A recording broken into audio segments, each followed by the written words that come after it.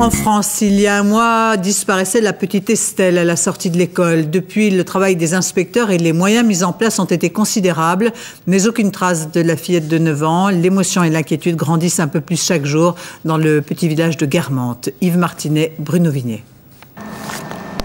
Disparue depuis un mois aujourd'hui. Un mois durant lequel les parents d'Estelle ont tout fait, tout essayé. Des appels à témoins d'abord affichés partout en France, mais aussi un site internet grâce auquel une immense chaîne de solidarité a vu le jour. Malgré ses moyens, toujours rien. Ça fait un mois qu'on n'a aucune piste, aucune information, aucun élément nouveau, aucun élément matériel, aucune idée sur laquelle on puisse asseoir notre action. Donc on est face au vide total. Donc c'est ce que j'ai dit, c'est une excellente forme de torture. Côté enquête, les policiers ont passé les environs au peigne fin, sondé plusieurs étangs, procédé à 1 millier d'auditions avant de s'intéresser à tous les délinquants sexuels connus dans la région. 10 personnes ont été placées en garde à vue, en vain. À Guermantes, la population, encore choquée, vacille entre crainte et espoir. Les gens en parlent toujours, se posent toujours beaucoup de questions, ça c'est certain. Mais bon, on tourne un peu en rond, on a beau se poser plein de questions, on voit vraiment pas ce qui a pu se passer, quoi. On se demande. J'ai peur que ça s'atténue tout doucement et qu'on arrive à oublier. Et ça, faut pas oublier. Les initiatives pour retrouver Estelle se multiplient. Prochainement, une association verra le jour et dans la semaine, cette affiche de 4 mètres par 3 sera placardée sur 1 millier de panneaux publicitaires. En France, cela fait maintenant 2 mois que la petite Estelle a disparu à la sortie de l'école à Guermantes, en Seine-et-Marne. 2 mois et malgré une très forte mobilisation, toujours aucune piste sérieuse. Ce matin, une banderole humaine a été déployée au départ du semi-marathon de Paris. Une initiative de l'association Estelle qui veut encore y croire. Sophie Guillaumin et Christophe Hilary. Aidez-nous à retrouver Estelle. Ce message, 14 000 coureurs ont pu le lire ce matin sur la ligne de départ du semi-marathon de Paris. Ce sont les proches de la petite fille, disparue il y a 2 mois jour pour jour, qui ont eu l'idée d'associer ainsi symboliquement leur combat à la manifestation sportive. Il y a quand même de grandes similitudes entre une course de fond comme le semi-marathon et notre combat, puisque c'est l'effort, la durée, la distance, l'acharnement et le but à atteindre, la ligne d'arrivée à franchir. Cette ligne d'arrivée, les proches d'Estelle ont tout essayé depuis 2 mois pour y parvenir. Campagne d'affichage dans les rues, les aéroports, les gares, création d'un site internet, publication d'un avis de recherche par plus de 500 entreprises. Rien n'y a fait. Les initiatives doivent donc se poursuivre. Le but, c'est de ne pas renoncer. C'est qu'on considère qu'Estelle est certainement quelque part, qu'il nous faut la retrouver et qu'il y a peut-être des gens qui ont des informations, qui peut-être n'osent pas encore ou je ne sais pas. Donc être présent, diffuser l'avis de recherche, c'est je crois leur dire à nouveau on a besoin de vous. Un appel à l'aide d'autant plus pressant que l'enquête semble piétiner. Perquisitions à grande échelle, fouilles systématiques de véhicules et autres interrogatoires de suspects n'ont mené nulle part. Les parents de la petite fille ne disposent à ce jour d'aucune information qui leur permettrait même de deviner ce qu'est devenu leur enfant depuis qu'elle a disparu en sortant de la boulangerie de Guermantes le 9 janvier dernier. Pour la première fois, la France participera demain à une journée internationale des enfants disparus. À titre exceptionnel et pour l'occasion, nous avons décidé de recueillir à sa demande l'appel du père d'Estelle qui s'adresse aux ravisseurs. Malgré tous les efforts entrepris par les enquêteurs, aucune piste ni aucune nouvelle à ce jour de la fillette de 9 ans disparue depuis le 9 janvier 2003. Amaury Guibert, Bernie Mériot. Il se décrit lui-même comme un acharné. Éric Mouzin, le père d'Estelle, se rend tous les 15 jours à la police judiciaire de Versailles. Là, une cellule de 9 enquêteurs s'occupe exclusivement de sa fille. Je pense que pour l'enquête, pour le groupe Estelle, c'est la même chose que pour nous, c'est un défi. Et un défi, c'est fait pour être gagné. Il n'y a pas d'alternative. Depuis la disparition d'Estelle le 9 janvier, tout a été tenté. Affiche géante, création d'une association et d'un site internet. Éric Mouzin est même devenu une figure de la télévision. Ce jour-là, il participe à une émission sur les enfants disparus pour lutter contre l'oubli, pour susciter un témoignage qui relancera l'enquête. Depuis cet hiver, les recherches piétinent malgré des moyens exceptionnels. Tout le village de Guermantes a été perquisitionné, en vain. La thèse de l'enlèvement est privilégiée, mais les pistes manquent. Alors le père d'Estelle nous a contactés. Il renouvelle son appel à d'éventuels ravisseurs. J'ignore qui vous êtes et où vous vous trouvez. Je suis en revanche certain que vous m'entendez et que vous vous en sentez flatté. Estelle n'est pas une chose que l'on peut garder comme cela. Estelle est une enfant qui doit retrouver sa liberté et sa famille. Quoi qu'il ait pu arriver à Estelle, vous devez nous la rendre. Il n'y a pas dans ce message de marchandage ni d'appel à quelque forme d'humanité qui pourrait être en vous. Vous avez commis un acte monstrueux et vous ne faites pas partie du genre humain. Je ne suis pas un justicier, je suis simplement un père qui veut retrouver sa fille. Les suites qui seront données à cette affaire par la justice ne m'intéressent pas aujourd'hui, mais n'espérez pas l'impunité. En France, il y a chaque année en moyenne une disparition d'enfants qui reste inexpliquée. La relance de l'enquête sur la disparition de la petite Estelle, c'était il y a 10 mois. Nouvelle opération de grande envergure aujourd'hui. 200 à 300 familles vont être entendues dans les 3 jours qui viennent. Christelle Bertrand, Sylvain Daubat sur place. Rassemblés pour la 2e fois. Cette centaine de policiers est là pour auditionner 300 familles en 3 jours. Depuis la disparition de la petite Estelle Mouzin le 9 janvier 2003, les enquêteurs n'ont aucune trace de l'enfant. D'une première vague d'audition en juin dernier était ressorti un portrait robot dressé par une copine d'école qui aurait été importunée par un homme 3 semaines avant la disparition d'Estelle. Qualifié d'important, ce témoin est toujours introuvable. Les portraits robots restent d'actualité, comme il y a un certain nombre d'autres pistes qui restent d'actualité, pour lesquelles nous ne nous exprimons pas directement. Ce qu'il faut retenir, c'est qu'il y a le maximum de moyens possibles qui est mis en œuvre dans cette affaire pour parvenir à la solutionner. Raviver les mémoires et traquer le moindre indice, les enquêteurs gardent espoir autant que les habitants. Continue l'enquête et puis peut-être qu'ils trouveront quelque chose un jour ou l'autre, je ne sais pas. Un seul petit détail pourrait permettre de faire avancer l'enquête. C'est pour cela que les policiers vont interroger la population des villages voisins de Guermantes. L'enquête sur la disparition de la petite Estelle en région parisienne, elle a donné lieu à la plus importante opération de police jamais menée dans les milieux pédophiles. 75 interpellations. Toutes les personnes déjà condamnées et qui ont un lien plus ou moins direct avec la zone de disparition ont été entendues. Loïc Delamornay, Bruno Vignier, Chloé Lecomte. Je suis de la police judiciaire de Versailles. Je voudrais que vous m'ouvriez la porte, s'il vous plaît. Il fait encore nuit tôt ce matin, mais ces policiers sont déjà à pied d'œuvre. Dans cette maison de Seine-et-Marne, les enquêteurs vont fouiller chaque recoin pour trouver des indices. Vêtements d'Estelle, coupures de presse, mais ils vont surtout saisir le disque dur de l'ordinateur à la recherche d'éventuelles images pédophiles. Le locataire de cette maison a déjà été poursuivi pour attouchement sexuel.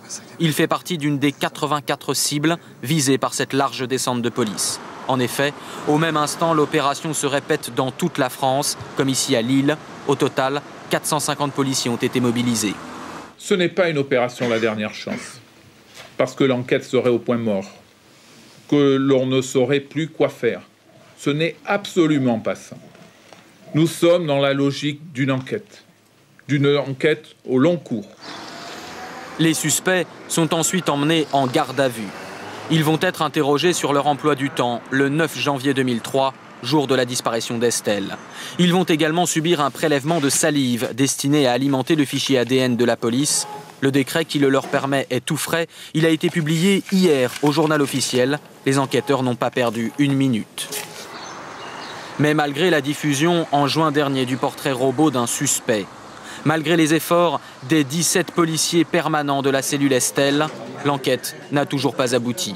Ce soir, la plupart des suspects ont été relâchés, mais pour la police, il y a déjà un point positif. Le nombre de pédophiles recensés dans le fichier des empreintes génétiques a augmenté.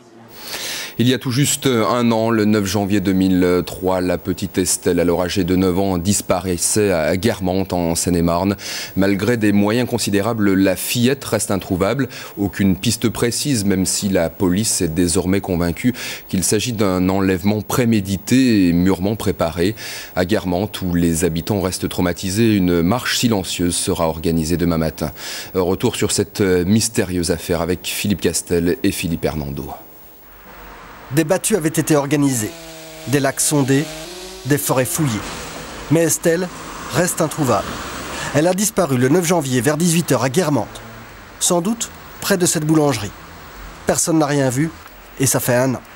Le père d'Estelle, depuis, se refuse à imaginer l'inacceptable. J'ai pas envie de devenir le spécialiste du scénario de l'horreur. Donc ces parties-là ne présentent pas d'intérêt. Est-ce que vous êtes découragé 1 an après? Non, jamais. Vous avez toujours l'espoir de la retrouver? Bien sûr. 9 enquêteurs de la police judiciaire de Versailles travaillent à temps plein sur le dossier d'Estelle. Il y a 6 mois, un portrait robot a été tiré et une voiture suspecte désignée. Jamais une enquête n'a bénéficié d'autant de moyens. 450 policiers et gendarmes ont auditionné l'ensemble de la population de Guermantes. Et des interrogatoires ont été menés plus récemment dans les milieux pédophiles de toute la France, pour aboutir à une conviction. On a pu déterminer que ce fait était très vraisemblablement imputable à un individu, disons un pédophile, à ce que l'on appelle un prédateur, c'est-à-dire un individu qui s'est donné les moyens de pister une jeune fille, peut-être pas forcément Estelle, de la suivre et au moment où elle se trouvait seule, sans qu'il y ait grand monde autour d'elle, eh bien de l'inciter de la prendre, de s'enfuir avec elle. Cette thèse est partagée par le père d'Estelle, qui se souvient d'une tentative d'enlèvement opérée quelques jours auparavant à Guermantes. Le jeudi de la dernière semaine de classe du mois de décembre, une petite fille avait fait l'objet d'une tentative d'enlèvement qui, heureusement, n'a pas pu se produire.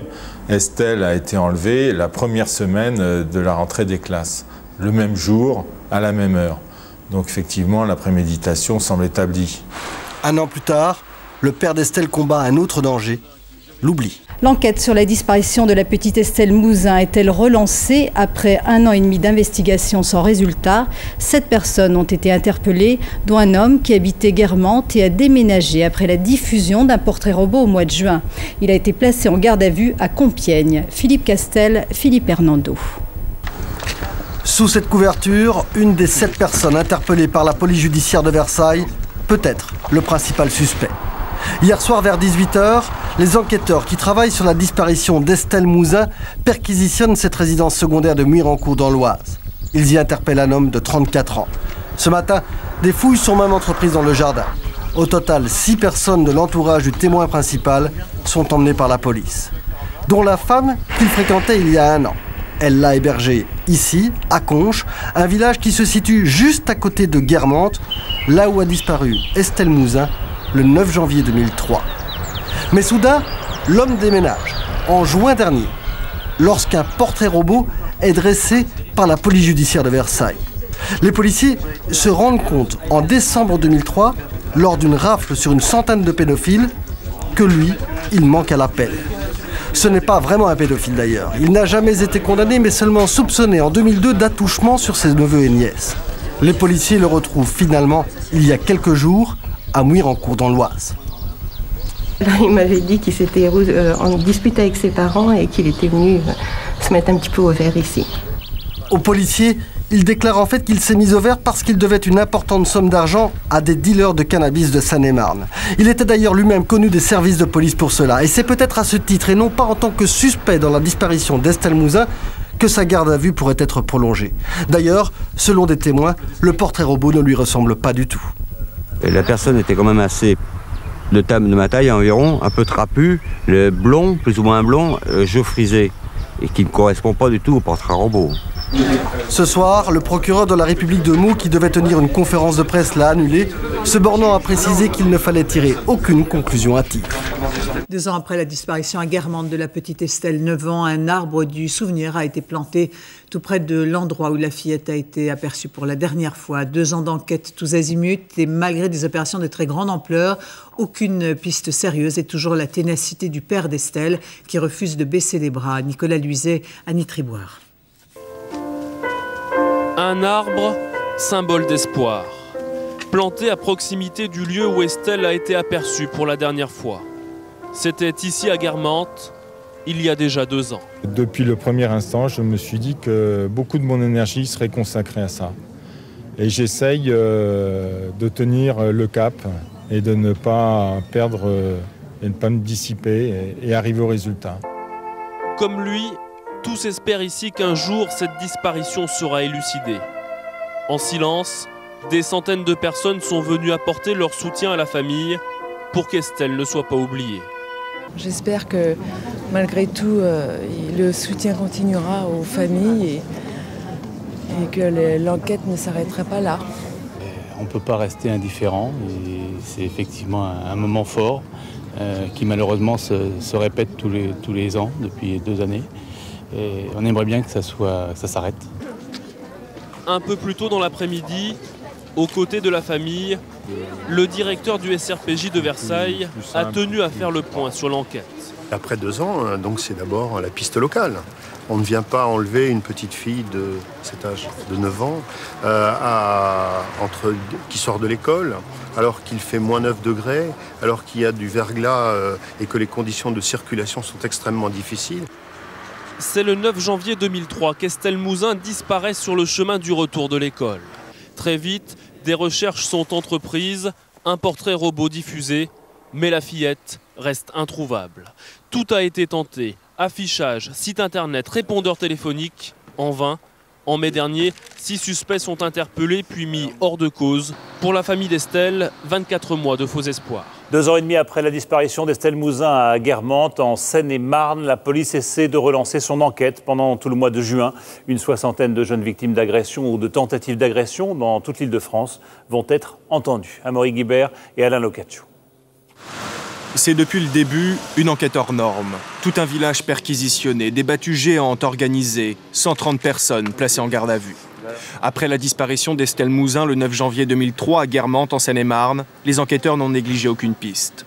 Aujourd'hui, ils se lancent dans une nouvelle opération d'envergure, analyser une 60aine de dossiers d'agression sexuelle de mineurs de 2002 à 2005 en Île-de-France. En tout cas, on sait qu'il y a certains enfants qui ont signalé qu'ils avaient failli ou qui avaient été abordés et qui avaient mis en parallèle ce qui leur était arrivé avec la disparition d'Estelle. Et je pense qu'en les mettant tous, en essayant d'exploiter toutes les informations, on pourra savoir retrouver un indice qui manque jusqu'à présent. On part des portraits robots qui ont été établis dans le cadre de ces affaires-là, puisque sur les affaires dans lesquelles il n'y a pas de portrait robot, on peut difficilement procéder à un recoupement de liens. Toutes les informations collectées seront rentrées dans le système Salvac. C'est une base de données qui permet de recouper différentes affaires pour remonter éventuellement à un même criminel. On a une vision globale de l'ensemble des faits commis sur le territoire national, contrairement à l'enquêteur qui va avoir le nez dans le guidon et qui, lui, n'a pas la possibilité de s'écarter de son dossier. Mais l'espoir reste mince de relancer une enquête qui est au point mort, malgré 2 ans et demi d'une mobilisation menée sans relâche par les proches d'Estelle. Un triste anniversaire pour la famille d'Estelle Mouzin. Il y a 4 ans, disparaissait à Guermantes. La fille est âgée de 9 ans. Les enquêteurs continuent de travailler sans relâche, sans pour autant avoir de pistes sérieuses. Tout est exploré et l'hypothèse de rattacher la disparition d'Estelle à Michel Fourniret, le tueur en série, est écartée à l'heure qu'il est. Cécilia Doge. Estelle Mouzin, c'est cette petite fille de 9 ans disparue depuis 4 ans à la sortie de son école. À Guermantes, personne n'a oublié. Cet après-midi, sa famille, accompagnée de 150 personnes, se sont rassemblées pour connaître la vérité sur cette disparition. C'est extrêmement dur de savoir comment progresse l'enquête et vous ne pouvez pas le savoir. Un temps évoqué, la piste de Michel Fourniret, le tueur en série des Ardennes, accusé du meurtre de 7 jeunes filles, semblerait s'estomper. Le tueur disposerait d'un alibi. Sa présence en Belgique au moment de l'enlèvement d'Estelle l'écarterait provisoirement du dossier. Il n'y a rien actuellement dans le dossier concernant l'enlèvement d'Estelle Mouzin qui directement ou indirectement implique Michel Fourniret. Cependant, il y a encore des recherches à faire pour s'assurer qu'il était bien à Sarcustine, en Belgique, dans son domicile, le 9 janvier 2003. Après 4 ans d'investigation, les policiers confirment que l'enquête n'est pas mise en sommeil.